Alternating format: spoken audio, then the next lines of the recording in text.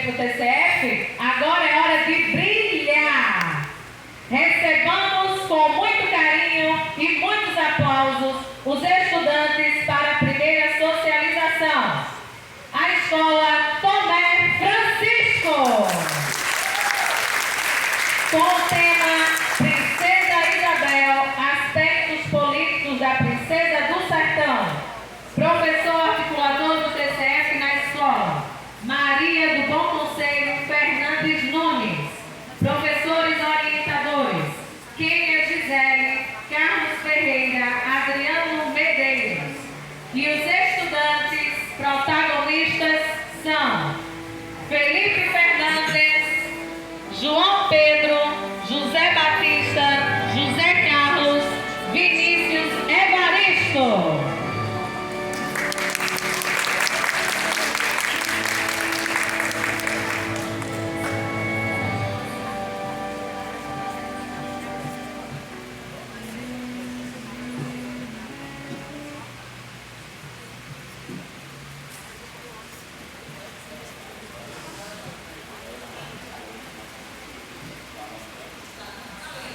Bom dia a todos e todas. Bom dia. Meu nome é João Pedro. Eu vim aqui com a minha equipe para apresentar o nosso trabalho, conclusivo do ensino fundamental TCF, que tem como título Princesa Isabel, aspectos políticos da Princesa do Sertão. Quando a gente começa a falar sobre a questão política da nossa cidade, é um assunto muito amplo e peculiar, e todo paraibano sertanejo, principalmente do interior, já ouviu falar que a cidade de Princesa Isabel ela foi território livre por um dia, com leis, hino e até bandeira própria. E há cerca de um século, duas famílias se mantiveram alternando no poder político local. Sendo assim, esta pesquisa que por hora se apresenta tem como título Princesa Isabel, aspectos políticos da Princesa do Sertão. Se trata de uma pesquisa historiográfica e de campo, que teve como objetivo estudar os aspectos políticos da Princesa do Sertão. Os arcabouços teóricos utilizados para a fundamentação teórica dessa nossa pesquisa vêm dos pesquisadores Ponzi, Florencio e Monserrat. O interesse para o nosso tema de pesquisa surgiu no início deste ano letivo de 2023, quando o trabalho conclusivo do ensino fundamental foi apresentado para a gente. Desde então começaram as premissas entre eu e o meu grupo do TCF para vermos qual seria nosso título, nosso tema de pesquisa. E então, no momento da oficina que tivemos para poder decidir isto, surgiu a ideia de fazer sobre a nossa política local, que é uma história muito rica, com muita cultura e que teve uma grande influência no Brasil inteiro, mas pouquíssima gente sabe. Sendo assim, fiquem agora com o nosso documentário e espero muito que vocês gostem da apresentação.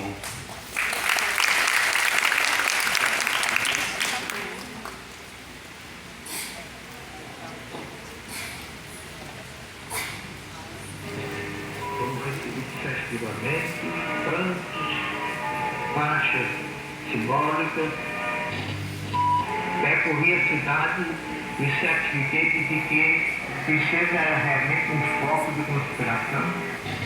Ele reservou 2 quartos, um para mim e outro para João Pessoa.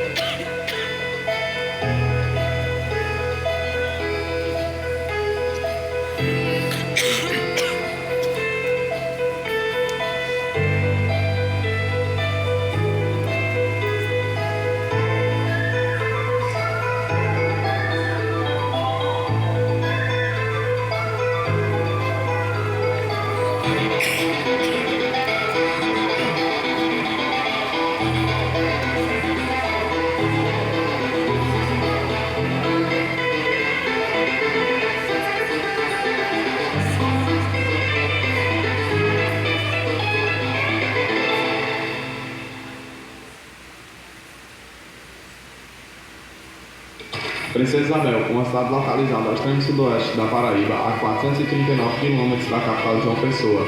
Princesa Isabel já foi um dia distrito, vila e povoado, e finalmente alcançou o status de cidade emancipada. Há muito tempo, Princesa Isabel era conhecida como Lagoa da Perdição, devido a uma lenda local, a qual mineradores iam buscar suas riquezas aqui neste local e acabaram se perdendo nesta lagoa.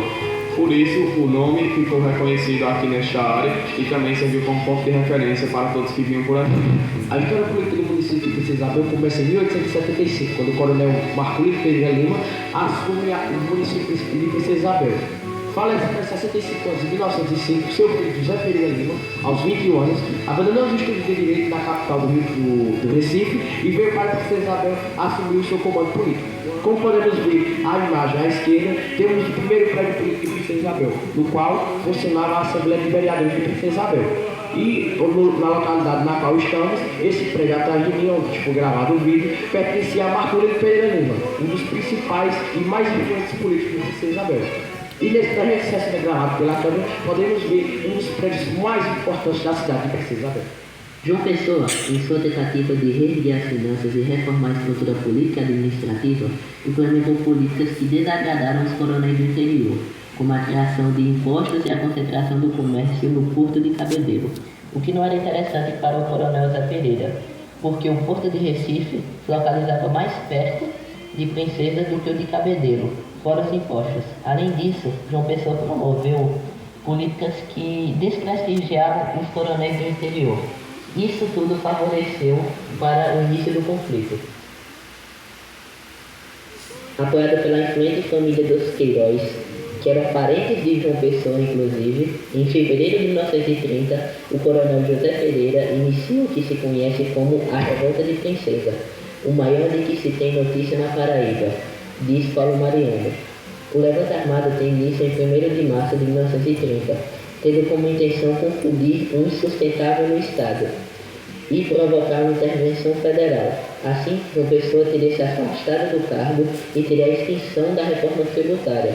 O contingente armado em Princesa, sob o comando de José Pereira, possui aproximadamente 2.000 homens, que partiram da Serra de Teixeira para combater o batalhão da Polícia Militar do Estado. Os enfrentamentos e lutas ocorreram durante 5 meses, até que se encerrasse a guerra. É importante lembrar que Princesa era uma cidade extremamente desenvolvida e que tinha armas extremamente tecnológicas para a época, inclusive eram exportadas de outros países. Outro ponto a ser lembrado é que nunca Princesa Isabel, seu centro, foi invadido. O máximo que o contingente de policiais da Paraíba chegou, que era inclusive menor do que o contingente que Princesa tinha, foi na cidade, no atual município de Tavares, que antes pertencia à Princesa Isabel.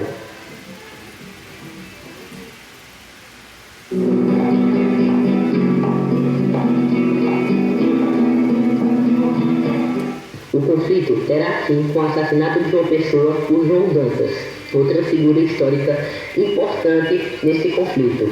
Ele era namorado de Anaíde Belize, uma figura também muito importante, tanto para o feminismo brasileiro quanto para a história da Paraíba. É na Confeitaria Glória do Recife, quando João Pessoa está sentado, que João Dantas diz a icônica frase: João Pessoa, eu sou João Dantas. E lá se encerra o conflito.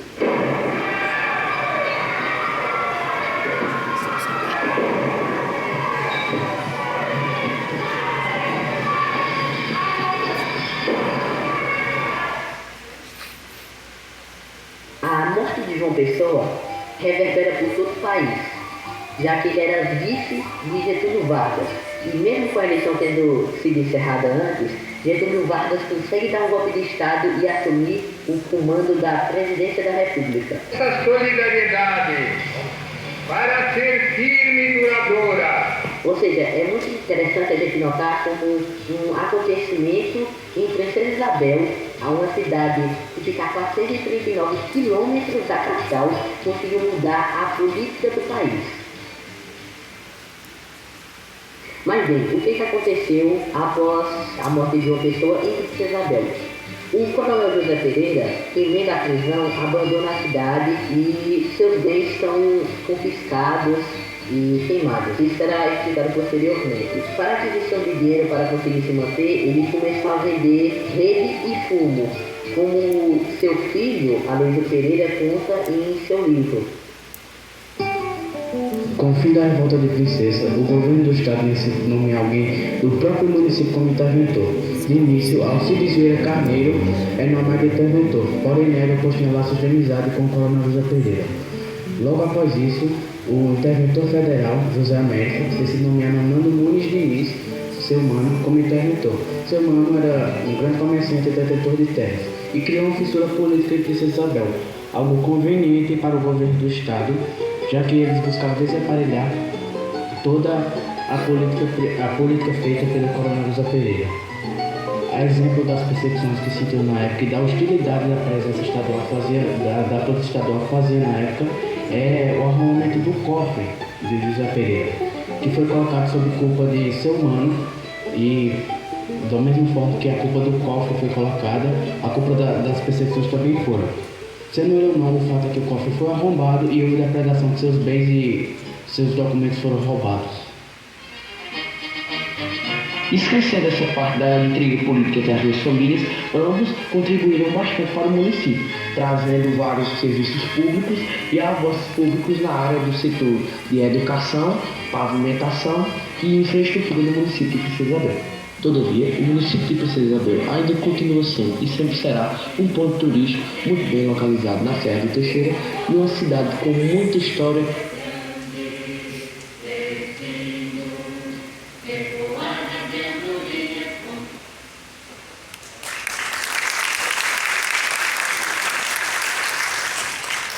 Agora, as considerações finais por Anderson Luan.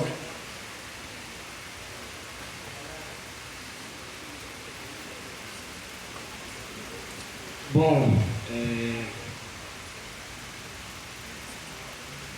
a revolta de Princesa Isabel em 1930 influenciou o futuro da literatura, o rumo da cidade e o rumo até mesmo do país. Com o fim da revolta, percebe-se uma divisão política entre duas grandes famílias. E também Princesa Isabel perdeu grande parte de seu poder e influência na região. O grande escritor Ariano Suassuna, maior escritor nordestino da história, só se tornou o que foi devido à morte de seu pai, João Suassuna, durante a revolta. E também influenciou até mesmo o país, a política do país, já que Getúlio Vargas assumiu o poder dando um golpe de Estado. Tudo isso de uma maneira indireta à revolta. Bom, agora só dando uma complementada o que Luan falou, eu acho que é muito importante falarmos sobre a história de Princesa, porque ela foi muito importante para todo o país. Para vocês terem ideia, quando Princesa Isabel se tornou independente, saiu no New York Times.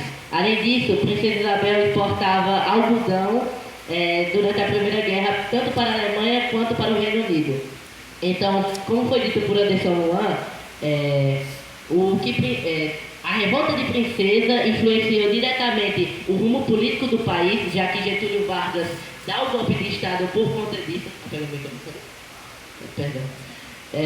Influenciou até mesmo o nome da capital, que só é João Pessoa por causa do assassinato de João Pessoa. Influenciou ao maior escritor do Nordeste, Ariano Suassuna, a criar esse mundo literário, pois foi por conta da morte de seu pai, João Suassuna, de Catolé do Rocha, que ele começou a escrever, a consumir muito mais literatura, certo? Então, no geral é isso. Eu acho que é muito importante que a gente estude o passado também, para que a gente não repita os mesmos erros no futuro, né? No nosso presente. E para finalizar, eu acho que o nosso objetivo geral foi concluído, que é estudar a história do nosso município e também produzir esse documentário. A gente enfrentou muitas dificuldades com o áudio e também a gravação, justamente porque a gente queria fazer algo diferente, algo que a gente gostasse, assim. Então, muito obrigado, desculpa aí qualquer coisa.